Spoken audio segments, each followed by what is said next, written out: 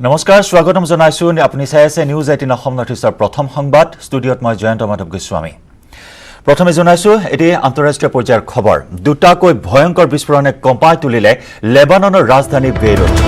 এটা বন্দৰত on camera সংঘটিত হল ভয়ংকৰ বিস্ফোৰণ প্ৰচণ্ড বিস্ফোৰণত প্ৰায় অৰ্ধ শতাধিক লোকৰ মৃত্যু হোৱাৰ বিপৰীতে আহত হৈছে সহস্ৰাধিক লোক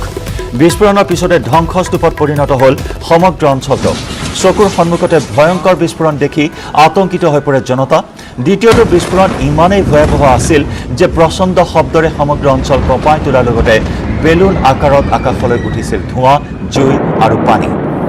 শিহৰণকাৰী দৃশ্য দুটাকৈ ভয়ংকৰ বিস্ফোৰণে কঁপাই গ'ল লেবাননৰ ৰাজধানী বেইৰুট এটা বন্দৰত অন কেমেৰা সংঘটিত হল এই ভয়ংকৰ বিস্ফোৰণ প্ৰচণ্ড বিস্ফোৰণত প্ৰায় অৰ্ধ শতাধিক লোকৰ মৃত্যু হৈছে থিতাতে আৰু তাৰ বিপৰীতে আহত হৈছে সহস্ৰাধিক লোক আমি দেখুৱাইছো আপোনাক সেই দৃশ্য বিস্ফোৰণৰ পিছতে ধ্বংসস্তূপত পৰিণত হল সমগ্ৰ অঞ্চল চকুৰ সন্মুখতে ভয়ংকৰ বিস্ফোৰণ হোৱা দেখি আতংকিত হৈ পৰে জনতা আৰু মাত্ৰ কেইটামান মুহূৰ্তৰ পিছতে সংঘটিত হয় দ্বিতীয়টো বিস্ফোৰণ আৰু দ্বিতীয়টো বিস্ফোৰণ ইমানেই ভয়াবহ আছিল যে প্ৰচণ্ড শব্দৰে সমগ্ৰ অঞ্চল কম্পাই তোলে লগতে বেলুন আকাৰত আকাশলৈ উঠে ধোঁৱা জুই আৰু পানী অৱশ্যে কিহৰ বাবে সংঘটিত হল এই ভয়ংকৰ বিস্ফোৰণ সেয়া এতিয়াও ৰহস্যৰ মাজত আমি দেখুৱাইছো দুটাকৈ বিস্ফোৰণৰ দৃশ্য বেইৰুটত সংঘটিত হৈছে ভয়ংকৰ বিস্ফোৰণ দুটাকৈ প্ৰচণ্ড বিস্ফোৰণে কঁপাই গ'ল সমগ্ৰ অঞ্চল ধ্বংসস্তূপত পৰিণত হল সমগ্ৰ অঞ্চল অৰ্ধ শতাধিক লোকৰ থিতাতে মৃত্যু সহস্ৰাধিক লোক আহত হৈছে এই ভয়ংকৰ বিস্ফোৰণত কিন্তু এতিয়াও ৰহস্যৰ আৱৰ্তত এই ভয়ংকৰ বিস্ফোৰণ প্ৰথম সংবাদত এই মুহূৰ্তত আপুনি প্ৰত্যক্ষ কৰিছে দুটাকৈ ভয়ংকৰ বিস্ফোৰণে কঁপাই তুলিলে লেবাননৰ ৰাজধানী বেইৰুট অন কেমেৰা এটা বন্দৰত সংঘটিত হল এই ভয়ংকৰ বিস্ফোৰণ এই বিস্ফোৰণত এই মুহূৰ্তলৈকে সোৰ্স জানিব পৰা হোৱা নাই কেনেদৰে বিস্ফোৰণ সংঘটিত হল সেয়া এতিয়াও জানিব পৰা হোৱা নাই প্ৰথমে এটা বিস্ফোৰণ সংঘটিত হয় আৰু তাৰ কেইটামান মুহূৰ্তৰ পিছতে সংঘটিত হয় দ্বিতীয়টো বিস্ফোৰণ আৰু অৰ্ধ শতাধিক লোকে থিতাতে প্ৰাণ হেৰুৱাই এই বিস্ফোৰণত আৰু সহস্ৰাধিক লোক আঘাতপ্ৰাপ্ত হৈছে সম্পূৰ্ণৰূপে ধ্বংসস্তূপত পৰিণত হৈছে হেলিকপ্টাৰৰ সহায়ত অগ্নি নিৰ্বাপনৰ চেষ্টা চলোৱা হৈছে ধ্বংসস্তূপ আমি দেখুৱাইছো মুহূৰ্তৰ ভিতৰতে ধ্বংসস্তূপত পৰিণত হয় সমগ্ৰ অঞ্চল হুৱা দুৱা পৰিৱেশ আতংকময় পৰিৱেশ চকুৰ সন্মুখতে ভয়ংকৰ বিস্ফোৰণ দেখি আতংকিত হৈ পৰে জনতা দুটা বিস্ফোৰণৰ দৃশ্য এই মুহূৰ্তত আমি দেখুৱাইছো এটা বিস্ফোৰণ সংঘটিত হোৱাৰ কেইটামান মুহূৰ্তৰ পিছতে দ্বিতীয়টো প্ৰচণ্ড শব্দৰে বিস্ফোৰণ সংঘটিত হয় বেলুন আকাৰত আকাশলৈ উঠিছিল ধোঁৱা জুই আৰু পানী কিন্তু এতিয়াও জানিব পৰা হোৱা নাই এই ভয়ংকৰ বিস্ফোৰণৰ আঁৰৰ তথ্য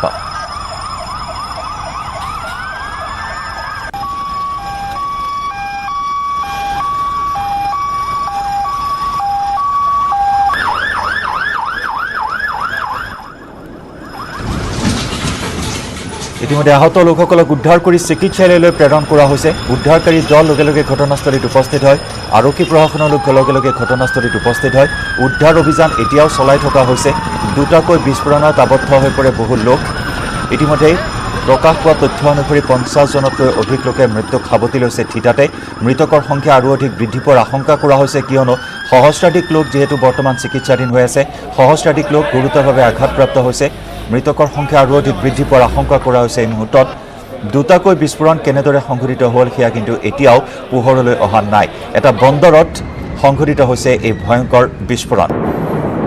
লেবাননৰ ৰাজধানী বেইৰুটৰ এটা বন্দৰত অন কেমেৰা সংঘটিত হৈছে এই বিস্ফোৰণ আৰু এটা বিস্ফোৰণ হোৱাৰ কেই মুহূৰ্তমানৰ পাছতে সংঘটিত হয় আনটো বিস্ফোৰণ আৰু দ্বিতীয়টো বিস্ফোৰণ ইমানেই ভয়ংকৰ আছিল যে প্ৰচণ্ড শব্দৰ লগতে বিস্ফোৰণ সংঘটিত হোৱাৰ পিছতে বেলুন আকাৰত আকাশলৈ উঠিছিল ধোঁৱা জুই আৰু পানী জুই ধোঁৱাই চানি ধৰে সমগ্ৰ অঞ্চল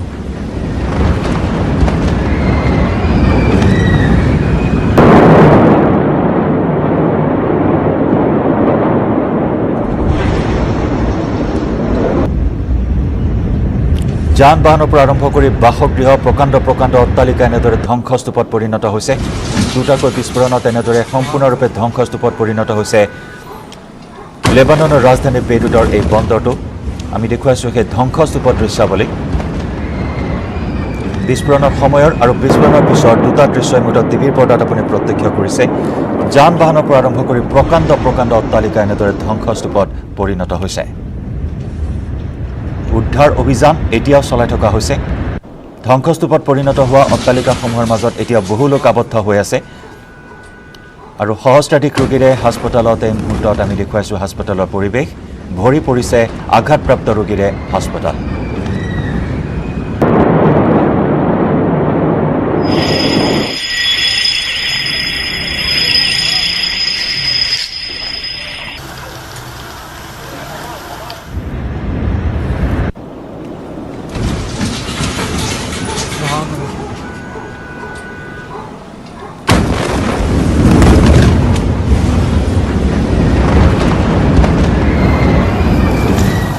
আৰু বিস্ফোৰণৰ ৰহস্য এতিয়া ভেদ কৰিব পৰা হোৱা নাই ক'ৰ পৰা কেনেদৰে বিস্ফোৰণ সংঘটিত হ'ল হঠাৎ দুটাকৈ বিস্ফোৰণ কেনেদৰে সংঘটিত হ'ল সেয়া এতিয়াও ৰহস্যৰ আৱৰ্তত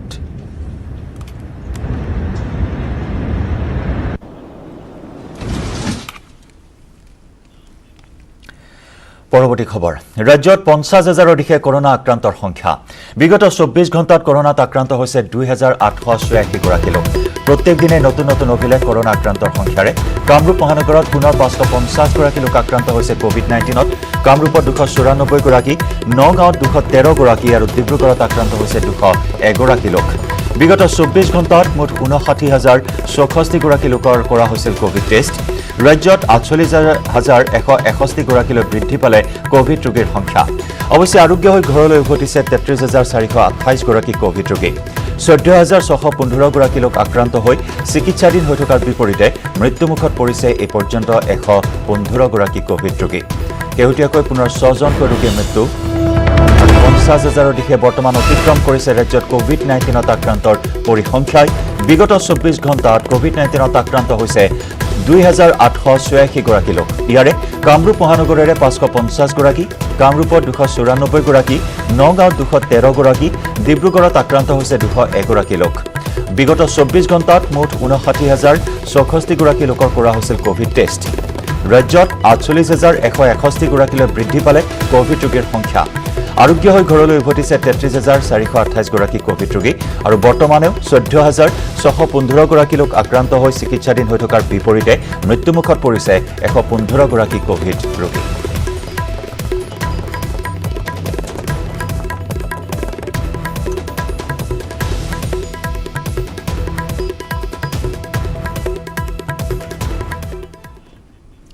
আৰু ইফালে কেন্দ্ৰীয় মন্ত্ৰী ধৰ্মেন্দ্ৰ প্ৰধান কোভিড পজিটিভ কৰোনাত আক্ৰান্ত হোৱাৰ পিছতে কেন্দ্ৰীয় মন্ত্ৰীগৰাকীক গুৰুগ্ৰামৰ মেদান্তদা মেডিচিটি হাস্পতালত ভৰ্তি কৰোৱা হয়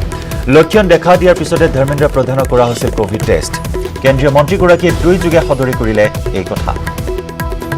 পুনৰ জনাইছো কেন্দ্ৰীয় মন্ত্ৰী ধৰ্মেন্দ্ৰ প্ৰধান কোভিড পজিটিভ কৰোনাত আক্ৰান্ত হোৱাৰ পিছতে কেন্দ্ৰীয় মন্ত্ৰীগৰাকীক গুৰুগ্ৰামৰ মেদান্ত মেডিচিটি হাস্পতালত ভৰ্তি কৰোৱা হয় লক্ষণ দেখা দিয়াৰ পিছতে ধৰ্মেন্দ্ৰ প্ৰধানক কৰোৱা হৈছিল কোভিড টেষ্ট কেন্দ্ৰীয় মন্ত্ৰীগৰাকী টুইটযোগে সদৰি কৰিলে এই কথা কেইবাগৰাকীও ভিভিআইপি আক্ৰান্ত হৈছে কোভিড-১৯ত কেন্দ্ৰীয় গৃহমন্ত্ৰী অমিত শ্বাহৰ পিছত কেন্দ্ৰীয় মন্ত্ৰী ধৰ্মেন্দ্ৰ প্ৰধানো আক্ৰান্ত হৈছে কোভিড-১৯ত টুইটযোগে এই কথা মন্ত্ৰীগৰাকীয়ে নিজেই সদৰি কৰে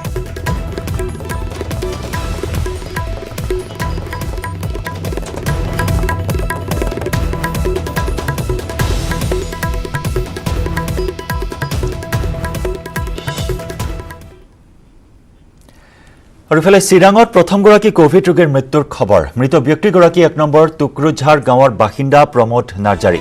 কোভিড ৰোগীগৰাকীৰ মৃত্যুৰ পিছতে বিভাগীয় নীতি নিয়মৰ মাজেৰে সম্পন্ন কৰা হয় শেষকৃত্য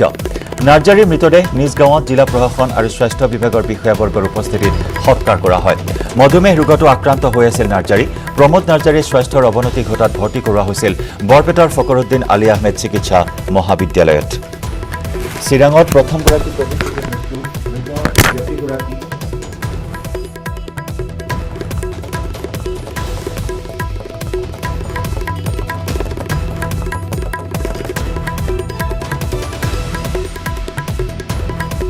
মৃত ব্যক্তিগৰাকীৰ পৰিচয় মুহূৰ্তত আমি জনাইছো টুকৰাঝাৰ গাঁৱৰ বাসিন্দা প্ৰমোদ নাৰ্জাৰী কোভিড ৰোগীগৰাকীৰ মৃত্যুৰ পিছতে বিভাগীয় নীতি নিয়মৰ মাজেৰে সম্পন্ন কৰা হয় শেষকৃত্য নাৰ্জাৰীৰ মৃতদেহ নিজ গাঁৱত জিলা প্ৰশাসন আৰু স্বাস্থ্য বিভাগৰ বিষয়াবৰ্গৰ উপস্থিতিত শেষকৃত্য সম্পন্ন কৰা হয় মধুমেহ ৰোগতো আক্ৰান্ত হৈ আছিল নাৰ্জাৰী প্ৰমোদ নাৰ্জাৰীৰ স্বাস্থ্যৰ অৱনতি ঘটাত ভৰ্তি কৰোৱা হৈছিল বৰপেটাৰ ফকৰুদ্দিন আলী আহমেদ চিকিৎসা মহাবিদ্যালয়ত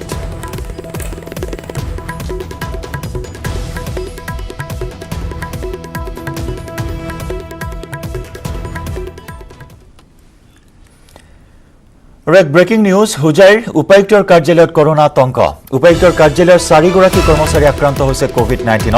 উপায়ুক্তৰ কাৰ্যালয়ৰ মণ্ডল পিয়ন সহ 4জন আক্ৰান্ত কোভিড-19ত আৰু 4গৰাকীকে প্ৰেৰণ কৰা হৈছে কোভিড চিকিৎসালয়লৈ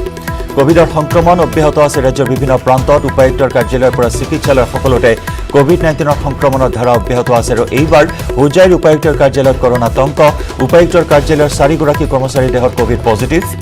উপায়ুক্তৰ কাৰ্যালয়ৰ মণ্ডল পিয়ন সহ 4জন আক্ৰান্ত হৈছে কোভিড-19ত আৰু ইতিমধ্যে 4গৰাকীকে প্ৰেৰণ কৰা হৈছে কোভিড চিকিৎসালয়লৈ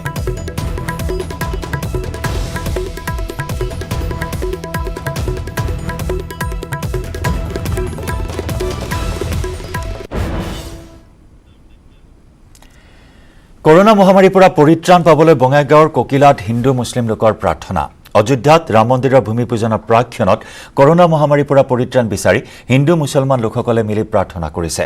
কোকিলা আৰক্ষী চকীৰ ভাৰপ্ৰাপ্ত বিষয়া শিৱপ্ৰসাদ কলিতাৰ আহ্বান মৰ্মে আৰক্ষী চকীৰ সন্মুখত শিৱ মন্দিৰত চাকি বন্তি ধূপ জ্বলাই প্ৰাৰ্থনা সভাৰ আয়োজন কৰা হয় একেদৰে ইছলাম ধৰ্মাৱলম্বী লোকসকলে মুনাজাত কৰি প্ৰাৰ্থনা জনায় প্ৰাৰ্থনা সভাৰ জৰিয়তে সমাজৰ পৰা মহামাৰী কৰোনা দূৰ কৰাৰ আহ্বান জনায় অদৃষ্টজনৰ ওচৰত আমি দেখুৱাইছো এই দৃশ্য বঙাইগাঁৱৰ এই দৃশ্য কৰোনা মহামাৰীৰ পৰা পৰিত্ৰাণ পাবলৈ বঙাইগাঁৱৰ কোকিলাত হিন্দু মুছলমান লোকৰ প্ৰাৰ্থনা অযোধ্যাত ৰাম মন্দিৰৰ ভূমি পূজনৰ প্ৰাক্ষণত কৰোনা মহামাৰীৰ পৰা পৰিত্ৰাণ বিচাৰি হিন্দু মুছলমান লোকসকলে মিলি প্ৰাৰ্থনা কৰে কোকিলা আৰক্ষী চকীৰ ভাৰপ্ৰাপ্ত বিষয়া শিৱপ্ৰসাদ কলিতাৰ আহ্বান মৰ্মে আৰক্ষী চকীৰ সন্মুখত শিৱ মন্দিৰত চাকি বন্তি ধূপ জ্বলাই প্ৰাৰ্থনা সভাৰ আয়োজন কৰা হয় একেদৰে ইছলাম ধৰ্মাৱলম্বী লোকসকলেও মুনাজাত কৰি প্ৰাৰ্থনা জনায় প্ৰাৰ্থনা সভাৰ জৰিয়তে সমাজৰ পৰা মহামাৰী কৰোনাৰ প্ৰাদুৰ্ভাৱ দূৰ কৰাৰ আহ্বান জনায় প্ৰাৰ্থনা জনায় নেদেখাজনৰ ওচৰত আমি উভয় হিন্দু মুছলমান উভয় মিলি আজি কোকিলা থানাৰ ওচৰত যিটো কালী মন্দিৰ আছে তাতে আমি কৰোনা ভাইৰাছ নিৰ্মূলৰ কাৰণে ভগৱানৰ ওচৰত প্ৰাৰ্থনা মাগিলোঁ হিন্দু মুছলিম আদি কৰি আৰু বাকী হয়তো বিহাৰী আছে সব আছে সব জাতি মিলি ভগৱানৰ ওচৰত সৃষ্টিকৰ্তাৰ ওচৰত আমি প্ৰাৰ্থনা কৰিছোঁ যাতে এই কৰোনা ভাইৰাছৰ পৰা আমাকে ৰক্ষা কৰে ডক্টৰবিলাক যাতে ইয়াৰ পৰা মুক্ত হয় বিৰাট কষ্ট কৰি আছে সিহঁতে পুলিচবিলাকে সেইকাৰণে মই আজি এই কৰোনাৰ কাৰণে ভগৱানৰ ওচৰত প্ৰাৰ্থনা কৰোঁ যাতে কৰোনাটো নিষ্ময় হৈ যায় যাতে শেষ হয় আৰক্ষী বহুকেইজন ব্যক্তি উচ্চ পদস্থ বিষয়াকে ধৰি আক্ৰান্ত হৈ আছে তেখেতসকলৰ আৰোগ্য কামনা কৰি লগতে বিশ্ব শান্তি ৰক্ষা অৰ্থে আজি আমি হিন্দু মুছলিম উভয় সম্পৰ্কৰ লোকে আজি আমাৰ কোকিলা আৰক্ষী নিৰীক্ষণ চকীৰ শিৱ মন্দিৰৰ ওচৰত আমি মিলি অলপ প্ৰসাদ পানীৰ ব্যৱস্থা কৰিছোঁ ৰাম বন্দৰেৰে মুখৰ ৰামনগৰী অযোধ্যা আৰু মাত্ৰ কেইটামান মুহূৰ্ত বাকী আজি দিনৰ 12:30 বজাত প্ৰধানমন্ত্ৰী নৰেন্দ্ৰ মোদীয়ে ভূমি পূজনত অংশগ্ৰহণ কৰিব ৰাম মন্দিৰৰ শিলান্যাস কৰিব প্ৰধানমন্ত্ৰী মোদীয়ে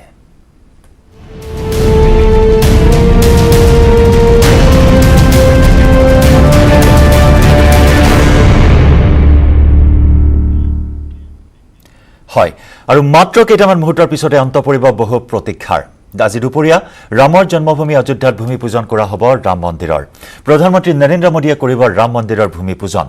প্ৰায় এক ঐতিহাসিক ক্ষণৰ সাক্ষী হ'বলৈ সাজু হৈ আছে অযোধ্যাবাসী সমগ্ৰ দেশবাসী ইতিমধ্যে আৰম্ভ হৈছে ভূমি পূজনৰ কাউণ্টডাউন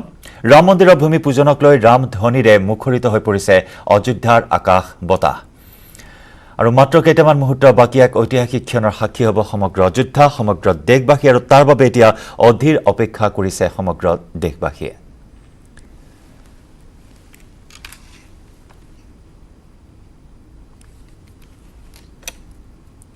ৰাম মন্দিৰৰ ভূমি পূজনৰ কাউণ্টডাউন ইতিমধ্যে আৰম্ভ হৈছে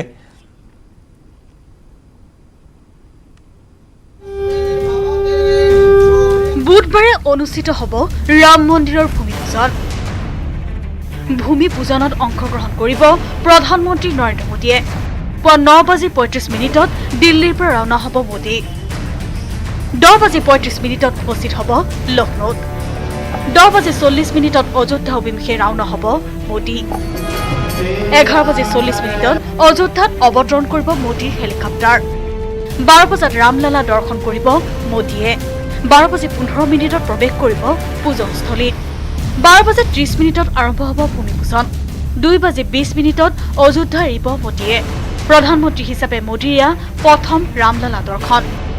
আমন্ত্ৰিত হৈছে 175গৰাকী অতিথি। আমন্ত্ৰিত হৈছে বাবৰ মছজিদ পক্ষৰ মূল ইকবাল আনচাৰীও।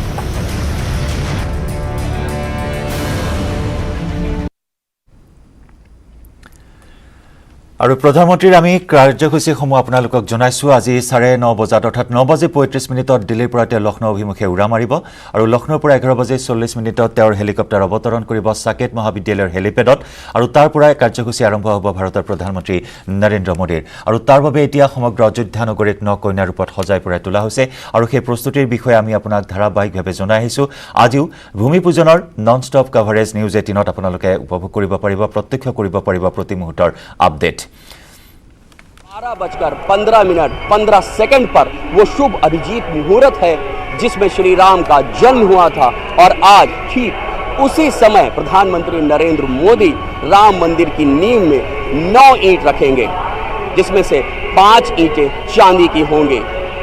12:15 47 तक ये शुभ मुहूर्त रहेगा और देश और विश्व साक्षी बनेगा भव्य और दिव्य श्री राम मंदिर के निर्माण के कार्यारंभ का। कैमरामैन शरद त्रिपाठी के साथ ऋषभ मणि त्रिपाठी। আৰু এই মুহূৰ্তত আমি প্ৰতি মুহূৰ্তৰ আপডেট লাভ কৰিবলৈ চেষ্টা কৰিম। আমাৰ সাংবাদিক আছে নেটৱৰ্ক 18ৰ কেইবাগৰাকীও সাংবাদিকৰ সৈতে আমি সংযুক্ত হৈছোঁ আৰু এই মুহূৰ্তত ঋষভ আছে আমাৰ সৈতে। ঋষভ, इस वक्त की जानकारी हमें बताइए।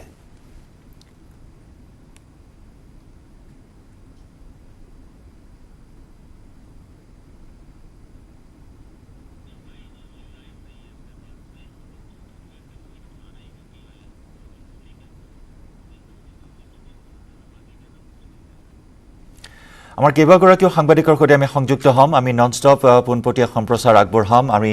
এই মুহূৰ্তত আপোনালোকক অযোধ্যাৰ পৰিৱেশ দেখুৱাবলৈ চেষ্টা কৰিম। অযোধ্যাত এই মুহূৰ্তত সকলো প্ৰস্তুতি তুংগত উঠিছে, যিহেতু প্ৰধানমন্ত্ৰীৰ আগমনক কেন্দ্ৰ কৰি অযোধ্যাত এই মুহূৰ্তত অভেদ্য দুৰ্গত পৰিণত কৰা হৈছে নিৰাপত্তা বেষ্টনীৰে। কটকটীয়া পানী নসৰকা নিৰাপত্তা। रामदेव अयोध्या में मौजूद है, कल से ही वो पहुंच गए हैं, तो अभी वो भी हनुमानगढ़ी में बजरंगबली की आरती में शामिल हुए हैं अभी, और अभी भी वो आरती कर ही रहे थे। इसके अलावा अगर बात की जाए आज की आरती कैसे खास है, आज की आरती को लेके क्या बताएंगे? आज की आरती अपने समय अनुसार होगी और भव्य आरती होगी। राम मंदिर के विशेष अवसर पे आज हनुमान जी का विशेष श्रृंगार किया गया है और उसी प्रकार से विशेष आरती भी की जाएगी। तो विशेष आरती आज इसलिए है क्योंकि प्रधानमंत्री मोदी आ रहे हैं। उनके आने से पहले चूंकि हनुमानगढ़ी को सिक्योरिटी जोन में रखा गया, एसपीजी ने इसको अपने पूरे कब्जे में ले लिया है, लेकिन इस बीच दिखाते तस्वीर आपको अगली बाबा रामदेव देखिए हनुमानगढ़ी में दर्शन करने के लिए पहुंचे हुए हैं और दर्शन करने के बाद वो आरती में भी शामिल होंगे। और जिस तरीके से वो बातचीत कर रहे हैं और उन्होंने ये भी कहा कि मैं किसी और संसार में आ गया हूँ। सालों के इंतजार के बाद प्रधानमंत्री मोदी यहाँ पर आ रहे हैं मंदिर के भव्य भूमि पूजन के लिए, और इसलिए अगर देखा जाए तो चूंकि अभी सुबह का वक्त है, आरती का वक्त है, इसलिए मंदिर में आपको इतने लोग दिखाई दे रहे हैं। कुछ ही देर के बाद पूरे के पूरे परिसर को खाली करवा दिया जाएगा, लेकिन अभी चूंकि सुबह की आरती में सभी को शामिल होना होता है, तमाम प्रगाढ़ पंडित जो होते हैं वो यहाँ पे आरती करवाते हैं, इसलिए अभी आपको ये भीड़ दिखाई दे रही है। जो दूसरा हिस्सा है मैं आपको वो भी दिखा दूँ। ये देख सकते हैं आपकी सिक्योरिटी के लिहाज से किस तरीके से यहाँ पर पुलिस तैनात है। तमाम एसपीजी के जो जवान हैं वो भी यहाँ पर अलर्ट मोड पर हैं, हर किसी की चेकिंग कर रहे हैं। वो कुछ ही देर के बाद इस एरिया को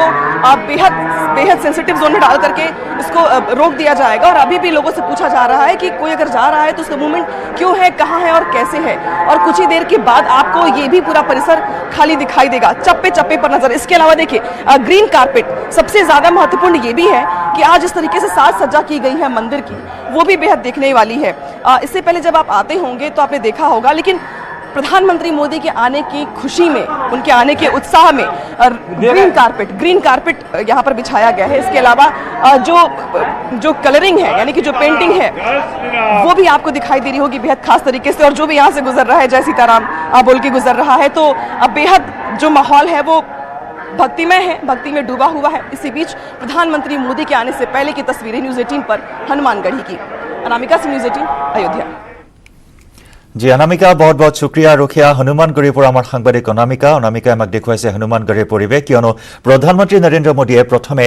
ৰামৰ জন্মভূমি যে আধাৰশিলা স্থাপন কৰিব শিলান্যাস কৰিব ভূমি পূজন কৰিব তাৰ পূৰ্বে হনুমানগড়ি দৰ্শন কৰিব আৰু হনুমানগড়িটো এই মুহূৰ্তত কটকটীয়া নিৰাপত্তা বেষ্টনী আৰু তাৰ সমান্তৰালকৈ সজাই পৰাই তোলা হৈছে হনুমানগড়ি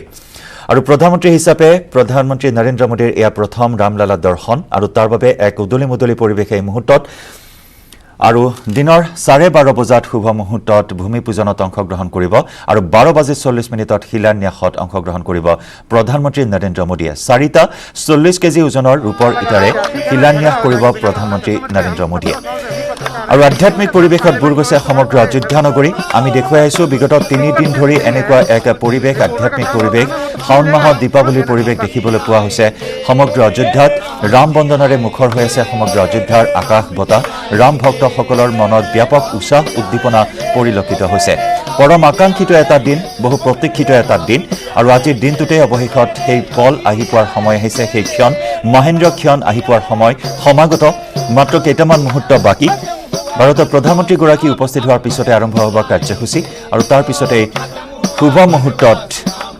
ভূমি পূজন আৰু শিলান্যাস কৰিব প্ৰধানমন্ত্ৰী নৰেন্দ্ৰ মোদীয়ে নিৰাপত্তাৰ অভেদ্য দুৰ্গত পৰিণত হৈছে সমগ্ৰ অযোধ্যা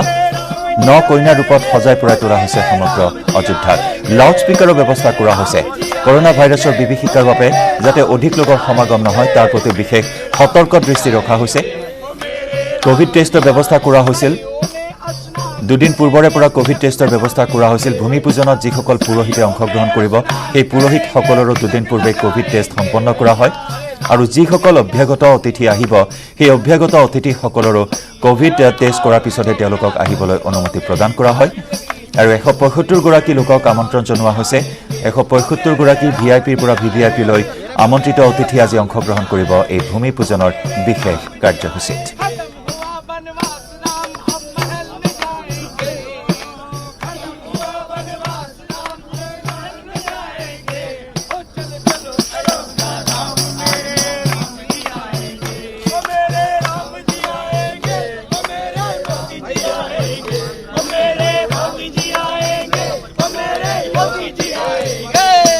ৰাম ভক্তসকলৰ মাজত এনেদৰে উৎসাহ উদ্দীপনা পৰিলক্ষিত হৈছে আজি পুৱাৰে পৰা এই পৰিৱেশ আমি দেখুৱাইছো हमारे लिए आनंद का विषय है और आप जैसा बताया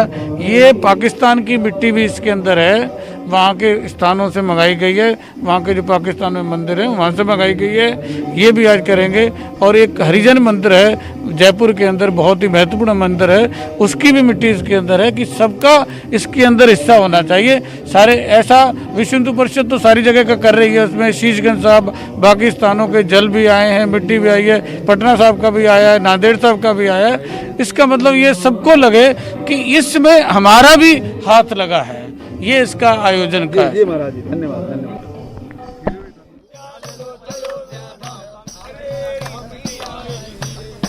আৰু বিভিন্নজনে মনৰ ভাৱ প্ৰকাশ কৰিছে আজিৰ এই দিনটোত আৰু সকলোৰে মুখত আনন্দৰ এখন ছবি পৰিস্ফুট হোৱা পৰিলক্ষিত হৈছে ৰাম সংস্কৃতি স্থাপন কৰা হ'ব অযোধ্যাত আকৌ পুনৰ এবাৰ এক ঐতিহাসিক ক্ষণ হ'ব এই ঐতিহাসিক ক্ষণৰ সাক্ষী হ'বলৈ সকলোৱে অধীৰ আগ্ৰহেৰে বাট চাইছে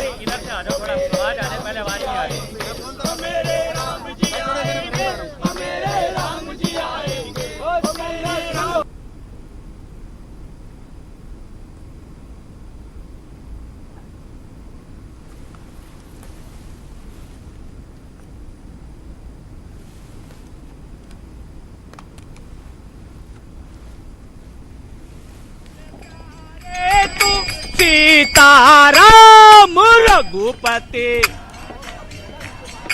राम पतित पावन सीता सबसे बड़ी घटना है इस युग की कहे जी जी जी बहुत ज्यादा खुशी हो रही है हमें जिस प्रकार से करोड़ों जन्म के अंधे को आंखें मिल जाए करोड़ों जन्म की बांझ माता को पुत्र मिल जाए करोड़ों जन्मों के तपस्वी को भगवान मिल जाए उसको जितनी खुशी होती है उससे भी ज्यादा खुशी हमें हो रखी है हम देशवासियों को जिन्होंने राम के लिए कुर्बानी दी उनको सबको श्रद्धांजलि देते हैं और जिन्होंने भगवान के नाम में कोई भी सहयोग दिया उसको धन्यवाद देते हैं बोलो रघुपति राघव। बहुत ही बड़ा दिन है, बहुत बड़ा दिन है। भगवान राम का मंदिर बनने जा रहा है। बिल्कुल। तो बहुत खुशी। আৰু প্ৰতিটো কোণতে এক আনন্দময় পৰিৱেশ দেখিবলৈ পোৱা হৈছে অযোধ্যাৰ আৰু অযোধ্যাৰ প্ৰতিটো কোণৰ পৰা আমি আপোনালোকক দেখুৱাই আহিছো এই পৰিৱেশ।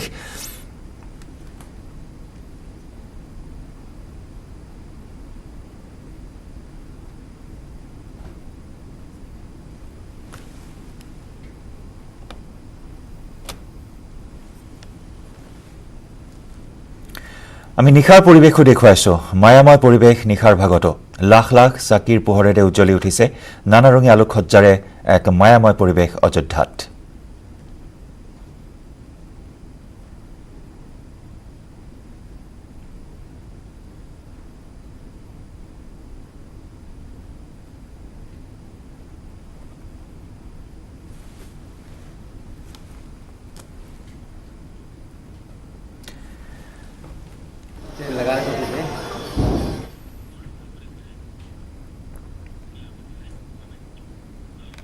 বিৰতিৰ পিছত পুনৰ স্বাগতম। আপুনি চাই আছে প্ৰথম সংবাদ আৰু প্ৰথম সংবাদত বিশেষ সম্প্ৰচাৰ অযোধ্যাৰ ৰাম মন্দিৰৰ শিলান্যাসৰ কাৰ্যসূচীৰ ভূমি পূজনৰ কাৰ্যসূচীৰ য'ত আজি ভাৰতৰ প্ৰধানমন্ত্ৰীগৰাকী অংশগ্ৰহণ কৰিব আৰু তাৰ বাবে এতিয়া সকলোৱে অধীৰ অপেক্ষাৰে বাট চাই ৰৈছে সেই শুভ মুহূৰ্তলৈ। 12:30 ভূমি পূজনৰ কাৰ্যসূচীত অংশগ্ৰহণ কৰিব প্ৰধানমন্ত্ৰী নৰেন্দ্ৰ মোদীয়ে আৰু 12:40 শিলান্যাস কৰিব ৰাম মন্দিৰৰ। তাৰ বাবে মহা আয়োজন চলিছে। এই মহা আয়োজনত অংশীদাৰ হৈছে আজি সমগ্ৰ অযোধ্যাবাসী, সমগ্ৰ দেশবাসী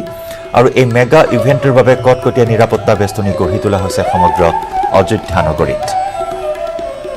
বিগত দুদিনৰ পৰা এই উৎসৱমুখৰ পৰিৱেশে বিৰাজ কৰিছে সমগ্ৰ অযোধ্যাত। আৱতৰীয় দীপাৱলীৰ পৰিৱেশে বিৰাজ কৰিছে। লাখ লাখ চাকিৰ পোহৰেৰে উদ্ভাসিত হৈ উঠিছে নিশাৰ ভাগত অযোধ্যাৰ আকাশ।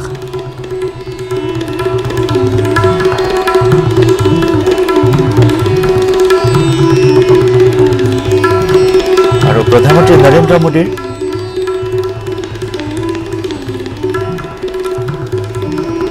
নৰেন্দ্ৰ মোদীৰ আমি কাৰ্যসূচীৰ বিষয়ে জনাই আহিছো। আজি পুৱা 9:35 দিল্লীৰ পৰা ৰাওনা হ'ব প্ৰধানমন্ত্ৰী মোদী।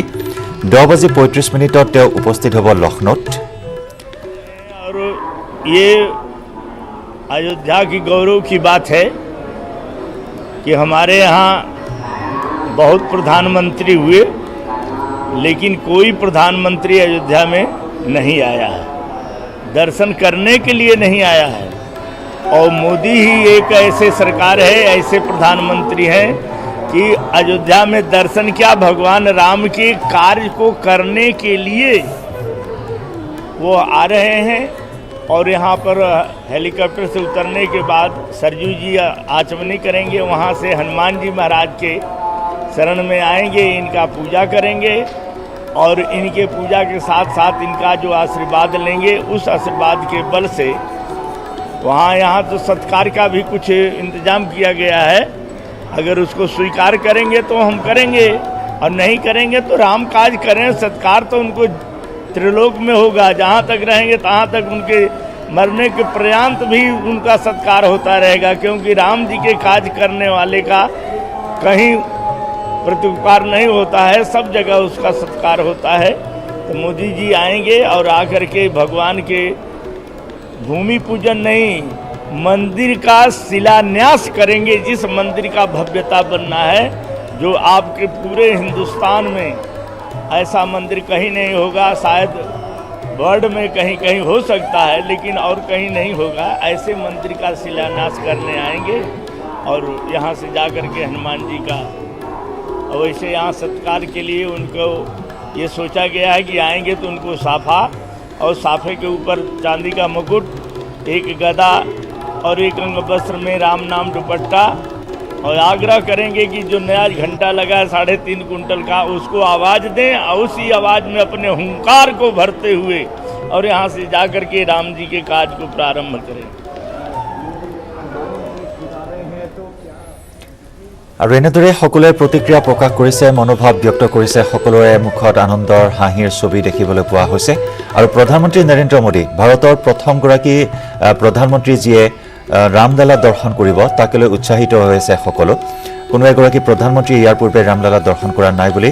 ভক্তসকলে উল্লেখ কৰিছে, সাধু সন্তসকলে উল্লেখ কৰিছে এই কথা, আৰু যাৰ বাবে প্ৰধানমন্ত্ৰীৰ আগমনক কেন্দ্ৰ কৰি যথেষ্ট উৎসাহিত হৈ আছে অনুৰাগীসকল। আমি দেখুৱাইছোঁ অযোধ্যাৰ এই পৰিৱেশ, আৰু প্ৰধানমন্ত্ৰী নৰেন্দ্ৰ মোদীৰ কাৰ্যসূচীৰ বিষয়ে আমি আপোনাক জনাই আহিছোঁ।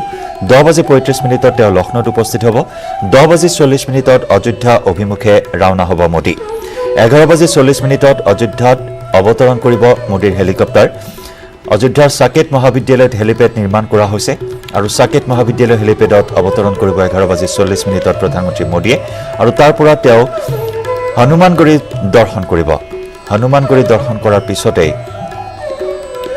12 বজাত উপস্থিত হ'ব ভূমি পূজনস্থলীত, আৰু 12:30 আৰম্ভ হ'ব ভূমি পূজনৰ কাৰ্যসূচী। ভূমি পূজনত অংশগ্ৰহণ কৰাৰ পিছতেই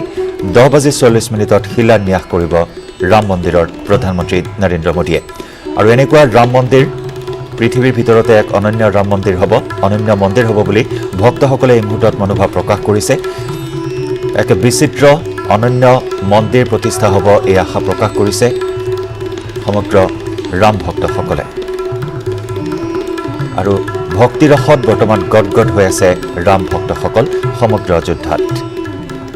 ৰাম ধ্বনিৰে মুখৰিত অযোধ্যাৰ আকাশ বতাহ, আৰু ৰাম মন্দিৰৰ ভূমি পূজনৰ কাউণ্টডাউন ইতিমধ্যে আৰম্ভ হৈছে। প্ৰধানমন্ত্ৰী নৰেন্দ্ৰ মোদীয়ে ভূমি পূজন আৰু শিলান্যাস কৰিব, আৰু তাৰ বাবে মহাপ্ৰস্তুতি ইতিমধ্যে সম্পন্ন হৈ উঠিছে।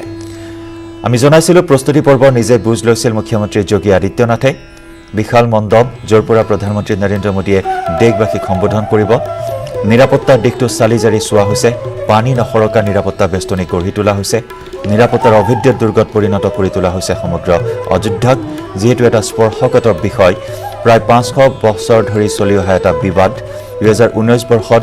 সুপ্ৰিম কোৰ্টৰ অৰ্থাৎ উচ্চতম ন্যায়ালয়ৰ এক ঐতিহাসিক ৰায়দানৰ পিছতে সেই বিবাদৰ অন্ত পৰিছিল, আৰু তাৰ পিছতে ৰাম মন্দিৰৰ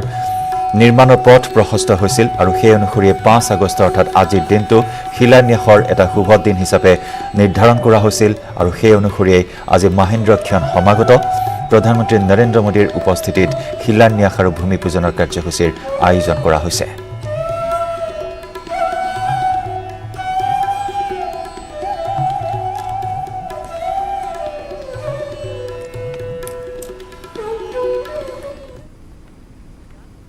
सद्बुद्धि आना शुरू हो जाएगी। माला ले लें, 101 बार जप करें, वो 101 बार केवल इतना कर लें, वास्तविक उन्हें सद्बुद्धि आ जाएगी। ये उनकी मानसिकता का परिचय करता है। उन्हें कोई पूछ रहा नहीं है। मुस्लिम भाई वहाँ पूजा में हैं, उनके लिए अलग जी दी गई है, जगह दी गई है, केवल वो कुछ तबके को खुश करने के लिए ये कार्य कर रहे हैं। देश के अंदर शांति है, हिंदू मुस्लिम सिख ईसाई सब पूजा में जा रहे हैं, मोदी जी से आह्वान कर रहे हैं, और सब एक साथ मिलकर वहां पर हवन करेंगे। आप देखिए ना, पहला है ऐसा देश, विश्व में पहला ऐसा देश है जहां पर सब समुदाय के लोग मिलकर। আৰু মাত্ৰ কেইটামান মুহূৰ্তৰ পিছতে অনুষ্ঠিত হ'ব অযোধ্যাৰ ৰাম মন্দিৰৰ ভূমি পূজনৰ অনুষ্ঠান। আৰু ৰাম মন্দিৰৰ ভূমি পূজন অনুষ্ঠানৰ প্ৰাক্ষণত নগাঁও ৰাজপথত তৎপৰ হৈ পৰিছে আৰক্ষী। নগাঁও আৰক্ষীৰ লগতে BSF আৰু CRPF বাহিনীয়েও টহল দিছে নগাঁৱৰ ৰাজপথত। আমি নগাঁৱৰ দৃশ্য আপোনাক দেখুৱাইছোঁ, আৰু কিছু সময় পিছতে অযোধ্যাৰ ৰাম মন্দিৰৰ ভূমি পূজন অনুষ্ঠিত হ'ব। ৰাম মন্দিৰৰ ভূমি পূজন অনুষ্ঠানৰ প্ৰাক্ষণত নগাঁও ৰাজপথত তৎপৰ হৈ পৰা পৰিলক্ষিত হৈছে আৰক্ষীক। নগাঁও আৰক্ষীৰ লগতে BSF আৰু CRPF বাহিনীয়েও টহল দিছে নগাঁৱৰ ৰাজপথত।